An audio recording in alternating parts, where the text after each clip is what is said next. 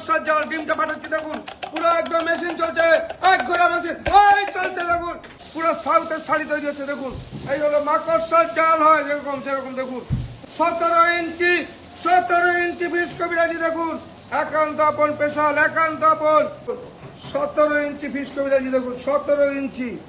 শুধু দেখুন কালার, দেখুন কালার, এই হলো একান্ত আপনের ফিস কবিরাজির কালার।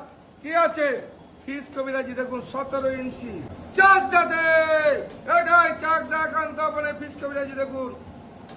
এই হলো একান্ত আপন চাকদার ফিস কবিরাজি। ফিস কবিরা আমি পাতায় সার্ভ করে দিলাম।